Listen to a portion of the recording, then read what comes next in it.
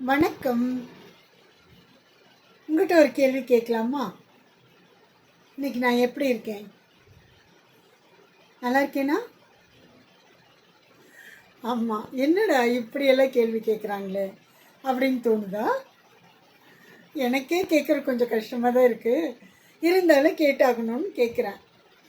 ஏன்னா எனக்கே என்னை ரொம்ப பிடிச்சிருக்கு இன்னைக்கு. ஏன்னு தெரியல. பார்க்க பார்க்க ரொம்ப சந்தோஷமாக இருக்குது. அது காஸ்டியூமா, ஃபேஸா அப்படியெல்லாம் யோசிச்சா இல்லை, மனசு. எனக்கே என்னை ரொம்ப பிடிச்சிருக்கு. கண்ணாடியில் பார்க்கும்போதும் சரி, எங்கேயாவது நடக்கும்போது, வேலைக்கு போகும்போது, நடக்கும்போது அப்படியெல்லாம் வரும்போது ஏதோ ஒரு ஃபுல் கான்ஃபிடென்ஸில் இருக்க மாதிரி இருந்துச்சு. மனசு எப்பவுமே அந்த மாதிரி தானே.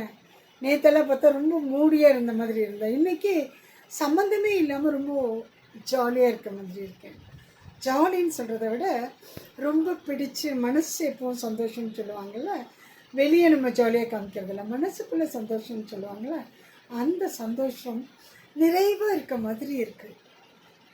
அப்போது இதே சந்தோஷம் உங்களுக்கும், அதை அப்படியே உங்களுக்கு நான் ட்ரான்ஸ்ஃபர் பண்ணுறேன், ஷேர் பண்ணுறேன்.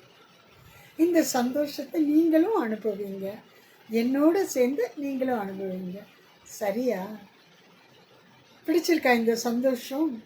நீங்களும் உங்களை போய் கண்ணாடியில் பாருங்கள். நீங்கள் ரொம்ப அழகாக இருப்பீங்க. உங்களுக்கே பிடிக்கும்.